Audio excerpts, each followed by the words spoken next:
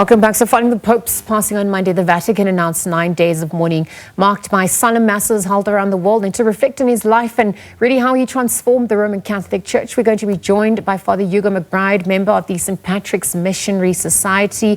Father McBride, thank you for making time to reflect on the life and times of Pope Francis. I mean, you had a special connection. You worked in Nigeria and South Africa for the past 59 years, and you really engaged mostly in parish work, teaching. There were student formations as well.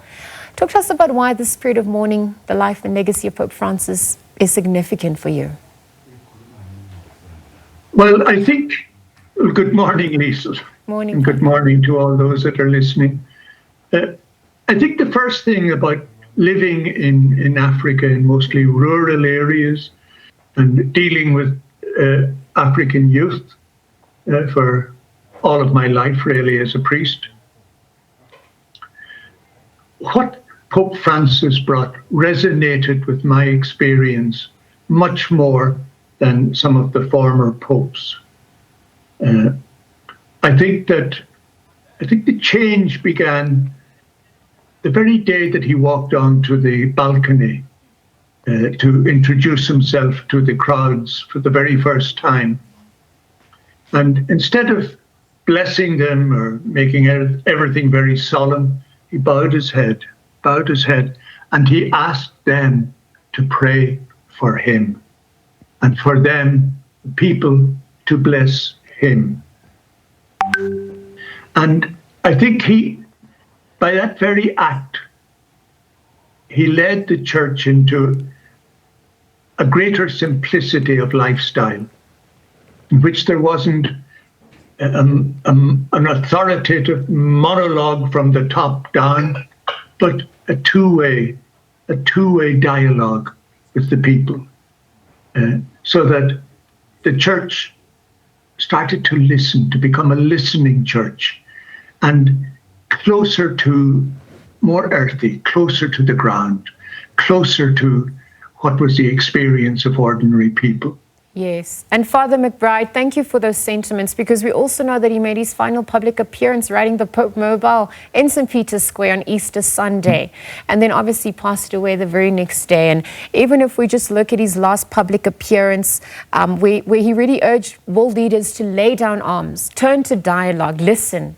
How was that testament to his belief in peaceful dialogue and just acknowledging humanity at large? Well, he said himself that whenever he accepted the office of being Pope, he felt a great inner peace, and that peace radiated its way out. And one of the things that made him seek peace and preach peace and reach out for peace was his belief that when you are listening to someone, when you are dialoguing with someone that you don't agree with, you need to listen, deeply listen, so that you can find some common ground, so that you can save something of what the other is saying, and from that begin to build on it, because that is the only way towards peace.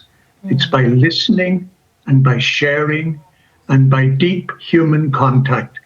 It's the only way to peace. You cannot achieve peace by bullying. You cannot achieve peace by threats and being the man, so to speak. You need to be a human being speaking to another human being and seeking that brotherhood, seeking a common ground. And that's why he is always... Yeah.